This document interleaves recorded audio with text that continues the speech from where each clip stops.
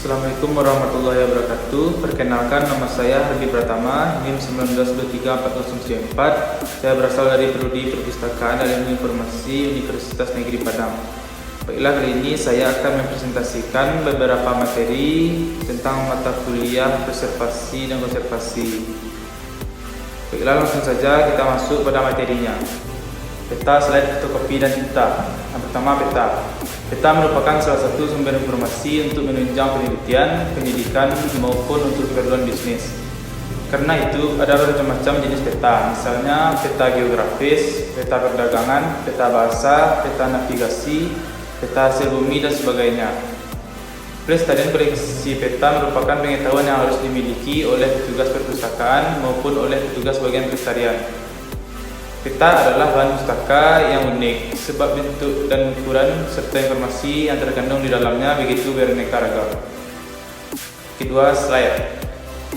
Slide merupakan salah satu jenis bahan audiovisual yang banyak dipergunakan di perpustakaan, terutama untuk mendukung pengajaran dan penelitian. Slide juga memerlukan pemeliharaan secara hati-hati. Tempat penyimpanan harus bebas dari cahaya langsung dari luar, debu serta kelembaban. Slide yang berserakan akan mudah rusak karena kena debu serta goresan. Slide tidak dapat dibaca dengan mata telanjang. Untuk membaca slide harus menggunakan alat yang disebut proyektor. 3. Fotokopi dan tinta. Banyak perpustakaan menggunakan fotokopi terutama untuk melestarikan koleksinya yang sudah rusak dan langka, sehingga bisa dipinjamkan pada pemakai. Tetapi fotokopi sebagai sarana pelestarian dokumen masih kontroversi.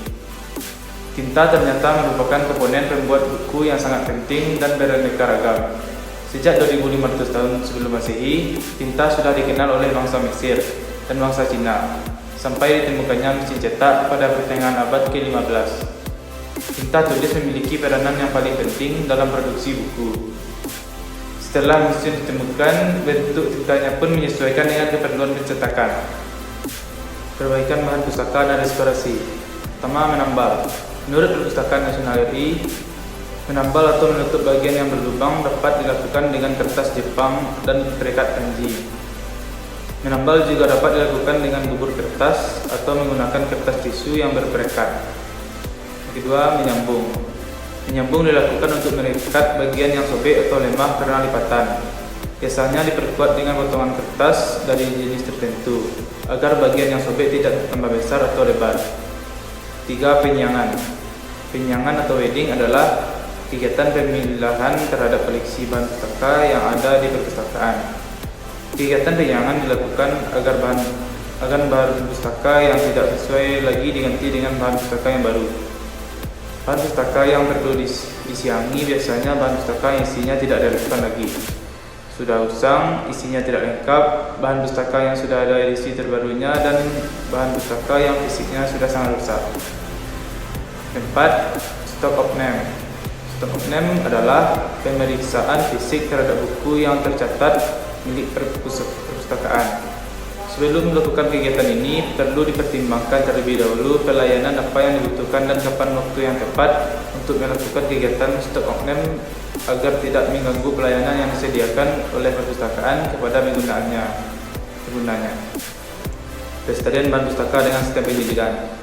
Pelestarian bahan perpustakaan adalah melalui kegiatan penjedidan bahan perpustakaan. Penjedidan merupakan pekerjaan menghimpun atau menggabungkan lembaran-lembaran lepas menjadi satu yang dilindungi oleh ban atau sampul. Penjedidan merupakan salah satu kegiatan yang penting dalam perpustakaan. Faktor usia, kondisi ruang penyimpanan yang tidak sesuai, pemakaian yang relatif sering dan salah, dimakan serangga atau jamur, dan lain-lain dapat mengakibatkan bahan pustaka menjadi rusak. Tujuan penjedidan. Pertama, mempertahankan dan melindungi bentuk fisik buku. Kedua, mempertahankan dan melindungi kandungan informasi di dalamnya. Robek, hilang terkena jamur, halaman yang tidak beraturan. 3. Memudahkan penggunaan bahan pustaka, mudah dibolak-balik. Ada 2 langkah penting dalam menyiapkan penjedidan, antara lain yaitu pengimpunan. Pengimpunan adalah penyusunan lembaran-lembaran menurut urutan yang dikehendaki, kemudian membentuk kuras atau katern. Kedua, penggabungan. Penggabungan adalah menyatukan secara erat dan pada suatu lembaran menjadi karton. Kemudian karton itu digabungkan menjadi buku. Penggabungan ini dapat dilakukan dengan jahitan benang atau kawat. Bahan-bahan penjilidan yaitu yang pertama kertas, yang kedua peralatan penjilidan atau mesin, ketiga peralatan penunjang penjilidan lainnya. Jenis-jenis penjilidan: pertama, jilid hard cover, jilid soft cover, jilid kaye, jilid dengan tanda, jilid lem punggung, jilid spiral, dan jilid lakban. Cara menjilid buku: yang pertama, jahit. Pertama, Anda harus tumpukan halaman dan lipat tulang belakang. Pada tulang belakang, menembus 3 lubang dengan jarum jahit. Lubang-lubang harus setengah inci dari atas, tengahnya dari bawah, dan dekat dengan titik tengah. Kedua, menjilid dengan pita. Untuk metode ini, halaman tidak harus dilipat dan harus ukuran penuh. Halaman ditumpuk di atas satu sama lain. Pukulan lubang di sepanjang tulang belakang buku, biasanya sisi kiri dari halaman ditumpuk. Lubang-lubang harus sekitar setengah inci dari tepi dan 1/4 inci dari satu sama lain. 3. Menjilid dengan staples. Lipat halaman di mana tulang belakang akan dan tumpukan halaman dalam urutan yang benar. Buka halaman dan menggunakan stapler. Stapler panjang untuk pokok secara vertikal di sepanjang tulang belakang, berkerut sehingga pokok pergi ke arah yang sama seperti lipatan. Untuk melintas lawan flip. Keempat, professional binding. Beberapa pengikat buku profesional masih mengikat buku dengan tangan. Pertama, halaman diatur dalam urutan dan dilipat. Tanda ditempatkan pada halaman di mana mereka akan dijahit bersama-sama. Pelestarian nilai informasi. Untuk pelestarian nilai informasi, bahan pustaka perlu dilakukan dengan alih bentuk dokumen ke bentuk mikro atau mikrofilm. Selain itu, dengan teknologi video sehingga lebih mudah untuk pelayanan, pengolahan, dan penemuan kembali informasi. Pertama, mikrofilm. Mikrofilm atau mikrofotografi ialah istilah untuk berbagai bentuk mikro yang dituangkan dalam film. Salah satu keunggulan dari teknik mikrofilm adalah banyak informasi yang dapat disimpan dalam ruang kecil. Tujuan paling utama dalam perekaman mikrofilm adalah untuk melestarikan dokumen langka, menjaganya dari kerugian dan kehancuran, dan karena kualitas fisik dokumen yang menurun. Prinsip-prinsip mikrofilm sudah dikenal sejak lebih dari 150 tahun. Tujuan pengguna mikrofilm di perpustakaan: yang pertama, melestarikan koleksi yang mempunyai nilai sejarah. Yang kedua, menyelamatkan koleksi yang sudah aus atau rusak. Yang tiga, melengkapi koleksi yang tidak tersedia dalam bentuk cetak dan koleksi langka. Keempat, mempermudah dalam menggunakan bahan-bahan yang asalnya bertumpuk. 5. Menghemat uang dalam pengiriman. 6. Mengurangi kerusakan. 2. CD-ROM.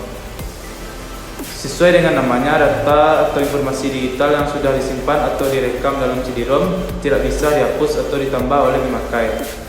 CD-ROM hanya dapat dibaca menggunakan CD-ROM drive ke PC atau komputer jenis lain. Untuk menelusuri informasi di dalam CD-ROM, perlu suatu perangkai khusus yang berfungsi untuk memerintah komputer mengakses informasi dalam CD-ROM tersebut. Jenis-jenis dari piringan atau media optik adalah: yang pertama, optical read-only memories adalah piringan di mana informasi hanya dapat direkam sekali. Kedua, write-on-read mini memory atau write-on-read forever disk, misalnya WROM disk atau CD-ROM, dan data ROM. Tiga, erasable memory, misalnya CD-EPROM. Alasan teknologi ini sangat diminati adalah: yang pertama, merupakan sarana penyimpanan berkapasitas tinggi. Kedua, beberapa jenis dari teknologi ini tidak mahal. Tiga, beberapa jenis dari teknologi tahan lama. 4, tahan terhadap gangguan-gangguan yang disebabkan oleh elektromagnetik. 5, kebanyakan portabel. 6, mudah dihubungkan dengan PC. Keunggulan CD-ROM: A. Memiliki daya tampung besar. Kedua, memudahkan penelusuran literatur. 3, memudahkan pembuatan katalog. Prosedur alih media. Yang pertama, pengertian alih media. Alih media merupakan proses pengelolaan dokumen dari bentuk fisik menjadi bentuk elektronik untuk kemudian dapat dikelola menggunakan teknologi informasi. Alih media dilakukan dalam rangka pemeliharaan terhadap arsip yang memiliki nilai guna penting. Kedua, alasan alih media. Setiap orang memiliki kewenangan untuk mengelola arsip mereka, termasuk dalam hal pelaksanaan alih media arsip. Karena itu, setiap orang memiliki hak penuh dalam pelaksanaan alih media berdasarkan aturan dari pemerintah dan undang-undang. 3. Keuntungan alih media. Pertama, meningkatkan bisnis. Proses menjadi lebih cepat dalam hal akses dan proses temu kembali informasi arsip. Kedua, pemberian informasi yang lebih baik dan pengambilan keputusan yang lebih cepat terkait dengan akses arsip yang cepat dan tepat. 3. Layanan arsip yang lebih baik karena lokasi arsip dapat lebih cepat diketahui. 4. Prosedur alih media. Koleksi buku. Koleksi buku yang dilengkapi artikel lengkap terutama jenis prosiding, laporan, pedoman teknis atau rekomendasi yang diterbitkan oleh unit kerjanya. Kedua, majalah. Majalah atau jurnal adalah bahan pustaka yang terbit secara periodik dengan judul yang sama dalam jangka waktu yang cukup lama dan terus-menerus. Majalah biasanya dilengkapi dengan volume dan nomor terbit yang berurutan setiap kali penerbitan. 3. Teknologi tepat guna. Koleksi yang dimasukkan kepada teknologi tepat guna berasal dari liputan, leaflet, poster dan sejenisnya yang sifatnya TTG. 5. Standar penamaan file. Penamaan file dimaksudkan untuk memperoleh susunan nama file hasil scan. Kita harus membedakan pengelolaan atau penyimpanan file hasil scan dengan penamaan file hasil scan. Hal tersebut dimaksudkan agar apabila file PDF tersebut dipindahkan ke posisi yang seharusnya di bawah database-nya masing-masing. Perawatan dan penyiangan bahan pustaka. Pertama, perawatan bahan pustaka. Perawatan bahan pustaka merupakan cara menjaga agar bahan pustaka tidak cepat mengalami kerusakan, awet dan dapat digunakan lebih lama. Perawatan bahan pustaka sangat diperlukan untuk menunjang fungsi perpustakaan dalam melaksanakan jasa perpustakaan dengan mengusahakan agar kondisi bahan pustaka terpelihara sebaik mungkin dan siap pakai. Kedua, penyiangan bahan pustaka. Penyiangan merupakan suatu upaya dalam mengeluarkan koleksi dari susunan rak karena tidak diminati atau terlalu banyak eksemplarnya. Telah ada edisi terbaru maupun koleksi itu tidak relevan lagi terhadap pemenuhan kebutuhan informasi perpustaka. Tujuan penyiangan. Yang pertama, menyelamatkan nilai informasi suatu dokumen. Kedua, menyelamatkan fisik dari suatu dokumen. 3. Mengatasi kendala ruangan yang kecil atau sempit agar memperoleh tambahan tempat. 4. Mempercepat proses temu kembali. Fungsi penyiangan. 1. Menghemat tempat. 2. Menghemat waktu. 3. Membuat koleksi lebih menarik. 4. Meningkatkan reputasi perpustakaan. Kriteria penyiangan bahan pustaka. Pertama, kondisi fisik bahan. Kedua, isi. 3. Penggunaan. 4. Publikasi. 5. Dapat dipinjam dari perpustakaan lain. Sarana dan prosedur penyiangan bahan pustaka. Sarana yang diperlukan dalam penyiangan menurut Putra Ideal 2019 sebagai berikut. Pertama, katalog perpustakaan. Kedua, kartu register dan daftar buku. 3. Sarana yang menunjang dalam pelaksanaan penyiangan koleksi. Menurut Yulia Yuyu dan Dati Kristina Wati Sujana dalam Robinson 2020, proses penyiangan bahan pustaka sebagai berikut. Yang pertama, pemilihan bahan pustaka yang akan disiangi. Yang kedua, pencabutan kartu katalog buku. Yang ketiga, pengecapan. Yang keempat, penyusunan buku di gudang. Kelima, membuat berita acara. Kendala dalam penyiangan bahan pustaka. Berdasarkan Winoto dalam Suryani Sri 2017, terdapat beberapa kendala dalam melaksanakan kegiatan penyiangan, yakni sebagai berikut.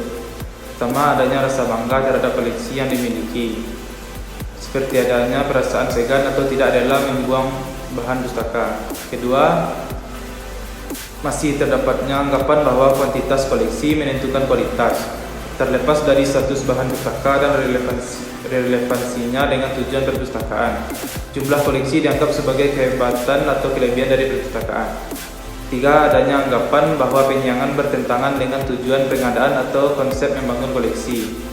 Keempat, masih ada prosedur yang rumit terutama untuk koleksi perpustakaan pemerintah karena setiap pengeluaran harus melalui prosedur atau tahapan yang dapat memakan waktu lama dan terlihat sangat rumit. Sekian hasil dari presentasi materi tentang mata kuliah preservasi dan konservasi dari saya. Apabila ada materi yang kurang sempurna dan kata-kata yang salah, mohon dimaafkan. Assalamualaikum warahmatullahi wabarakatuh.